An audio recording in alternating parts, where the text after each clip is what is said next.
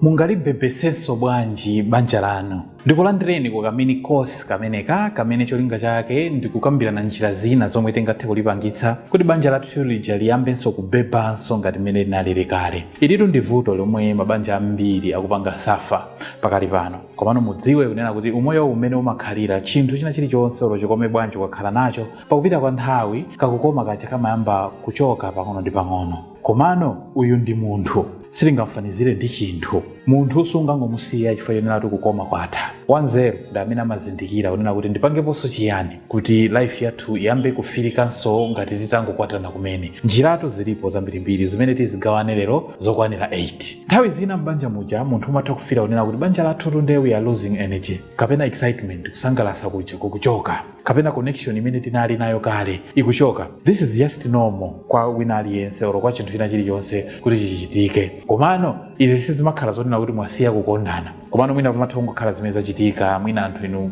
busy inalowa pakati panu, oro mwina munayamba kukhala stressed up ndi zinthu zina, oro mwina chifukwa kuti your relationship moved to the background, munayamba kuyika zinthu zina kaya ana, kaya zinthu zimene muli nazo ma possessions ndi zinthu zina, ndi banja lija labwerano kumbuyo. Mukosi iyi tikhala tikuphunzitsana ma practical steps amene niyo mungathe kuwachita kuti mulipange revive banja lanu. Osati theory chabe zongokamba yayi, koma zinthu zimene niyo mukuyenera mwezitsatire. Chifukwa ma real actions amene niyo mungathe kuyamba lero apangitsa kunena kuti tsogolo linanso oro moyo winanso wachilendo umene mukupita ukhale osangalatsa kwambiri. So mu mini course imeneyi tikambirana nkhani mungathe kupanga rebuild bwanji banja lanu, komanso mungathe kukambirana kulumikizana kuja kuti mukupange refresh motani, komanso kupanga break back emotional safety kuti maganizo anu abwino okondana oganizirana angathe kubwerera bwanji. Nkhani zakuchipinda kuzipanga renew, kupanga heal ma old wounds, mabala amene muli nawo pakati pano apchire kapena kuti apole, nonse ndikupanga grow limodzi. Ndiye mosataya nthawi tiyambe ndi chinthu choyambirira cha number 1.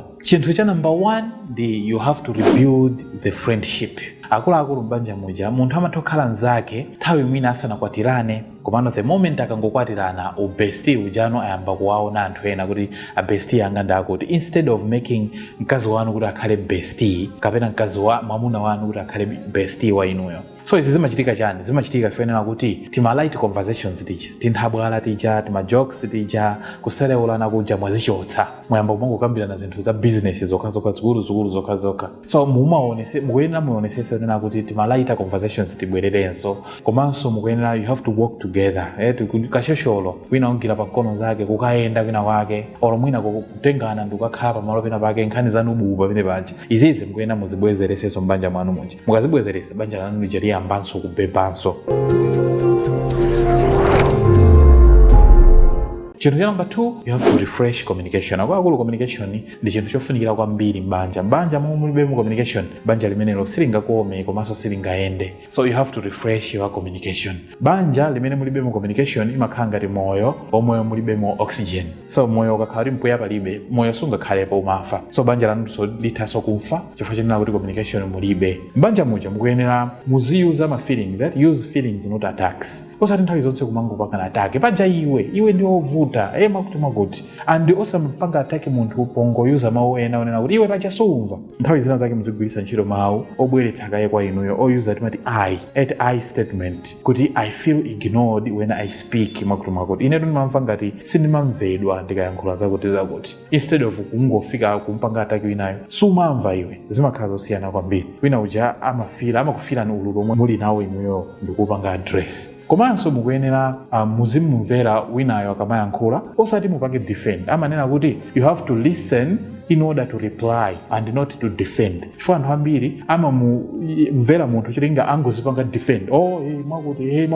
Komano chimene chimafunikira kwambiri ndikuyankha kuti mumuyankhe zimene iyeyo akufuna kuti mumuyankhezo. Chifukwa pala anthu ena amamuyankha osati zinthu zimene iyeyo akufuna. Komanso chinthu cha number 3, ngati mufuna banja lanu libwererenso life yanyuwani liyambenso kubeba, ndi emotional safety. Akuluakulu emotional safety ndi mtima wa banja linalilonse. Anthutu amamasuka chifukwa chonena kuti pali emotional safety banja muja, akufira kuti iwo ali safe. And izi zimachitika chifukwa chani? Chifukwa chonena kuti mukuyuza calm tone in disagreements. Ngakhale mukangane inu mukuyankhulabe wayankhula chikondano modeka, komanso mukupewa kwayankhula mawu a harsh pali ena amathumuza chikondi wawo iwe paja ndiwe satana, iwe ndi woyipa kwambiri. Sizimafunika choncho, sizimafunika kumayankhulana mwahashi ngakhale kutakhala kuti mwanyasana chotani. Komanso mmayeneka muzipepesana mwamsangamsanga ukazindikira zoti omulakwira winayo, komanso winayo akhululuke mwamsangamsanga akadziwa kuti wachikondi wanga akundipepetsa sincerely. Komanso chinthu china zimafunika, you don't have to embarrass your partner in public. Pala anthu ena amatha kumuchitisa manyazi wachikondi wawo pagulu, pamaso pa ana, pamaso pa achibale, pamaso pa anthu ena.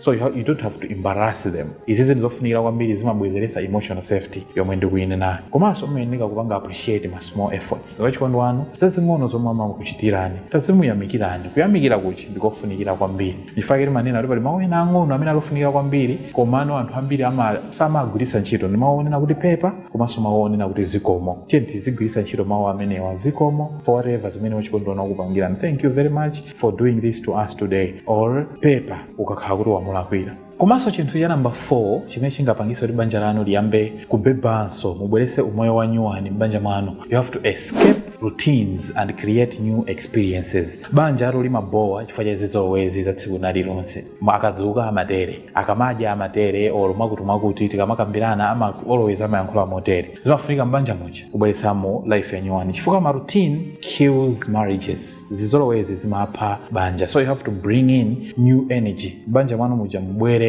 energy ya nyuwani. Tatayenderani limodzi kukafika kwina kwake. Tayeserani ka new recipe. Akazanga ndapeza recipe, tayiyesereni weekend ino yoti iye izizi. Olumina kupanga join limatika community event kenaka kutenga ndaka za anteni lero tikapange zakuti or tikaonerere zakuti. Tayenderani limodzi ka shosholo, tapanga nika project kenaka kake limodzi. Fanya mungadziwe tiona kuti ma new experiences achi amabweresa ma memories a nyuwani. Ma memories a nyuwani amabweresa life ya nyuwani m'banja mwanu. Izi ndizofunikira ndithu kwambiri. So you don't need money. Simukufunikira kuti mukhale ndi ndalama nthawi zonse. Komano chimene mungofunikira inoyo ndi creativity komanso willingness. Wina afune komanso creativity. Chifukwa nthawi zinayo woti wabweretsa chinthu nzako sakuchifuna. Chinthu cha number 5 chimene mungapange kuti banja lanu libebe, you have to renew physical connection. Physical connection ndiyofunikira kwambiri. Chifukwa mabanja ambiri amaluza this physical connection. Nthawi zambiri mukaluza physical connection mumaluza so emotional connection. Nthawi zinaso zimachitika chifukwa chikondi cha athaya. Komano mwina chifukwa chenera kuti mwina emotional connection ija yafowoka.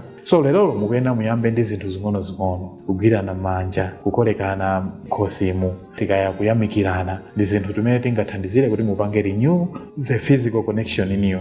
Chinthu cha number 6 chimene mungathe kupanga kuti banja lanu liyambenso kubeba, you have to heal old wounds. Mwachize mabala akalekale. So nthawi zina banja lijaiti nzosatheka kuti lingafire chinyuwani ngati mabala akutulutsabe magazi, they are still bleeding. Chifukwa chimene mungadziwe nchonena kuti healing requires honesty. Kuti mabala aja apole amafunika chilungamo. So mukuyena munene ndithu chimene chimakupweteka nini. Osati ma silent treatment aja pala anthu ena amakhala pa china chake chomwe chikuwapweteka koma sakuchiyankhula. So muchepese kupangana blame, muchulutse kumvesesana, mukhululukirane intentionally komanso unconditionally.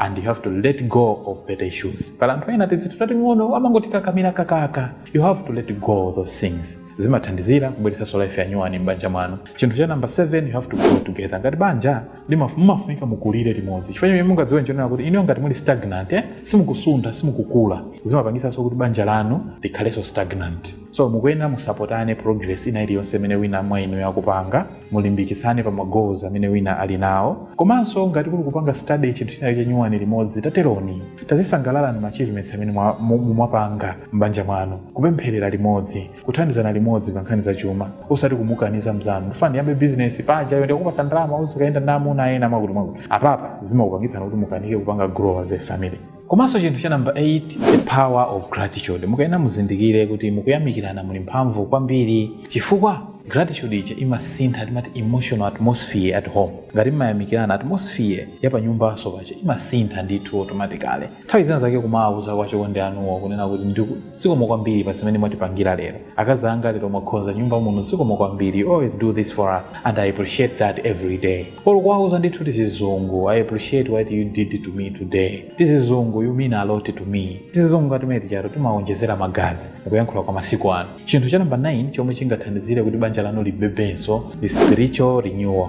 mabanja aja kuti alimbenso amafunika akhale olimba pa chikhulupiriro chawo. So spiritual connection strengthens marriage deeply. Ine kukhala olimba kwa mulungu wanu olo pa chikhulupiriro chanu ndi mulungu wanu zimathandizira kuti banja lanu lijanso likhale lolimba. So tazipempherani limodzi, taziwerengerana mawuwo limodzi. Izi zimathandiza kuti banja lanu likhale lolimba. Amanena banja labwino chiyambi chake ndi kumopa mulungu. So takhala anthu kumopa mulungu. Izi zimathandizira kubweretsa life yanyuwani and kubweretsa life yanyuwani mbanja mwanu kuti banja lanu libebe. Sizokufunikira even timati big dramatic changes. So kuti musinthe zina zake zazikulu kuti zikufunikira ndi kuti mumugulire chinthu chodula kwambiri mkazi wanuyo olo mwamuna wanuyo. Ayi tizinthu tatimono teniteniti timapangisa kuti banja liyambenso kubeba. Ndi chikhulupiriro kuti mutati mwapanga apply zimene zikuthandizirani kwambiri kuti life yanu muionenso yanyuwani. Musabowekane kumaganiza zosiyana chifukwa anthu ambiri akafika point imene pamene mabanja ambiri amatha. Komano tazipangeni discover kuti palinso njira zina zimene inuyo mungathenso kupanga. Palitu mawu amanena mwamuna wa mzeru ndi amene amapeza njira zonena kuti wachikondi wake yemweyo azimva naye kukoma rather than akapeze kukoma mwa azikazi ambirimbiri. Mwamuna watero si mwamuna wa mzeru komanso si mkazi wa mzeru. If you find this video helpful, please like it and share, and don't forget to follow our page for similar videos. Thank you very much for being there and watching, and see you in the next one.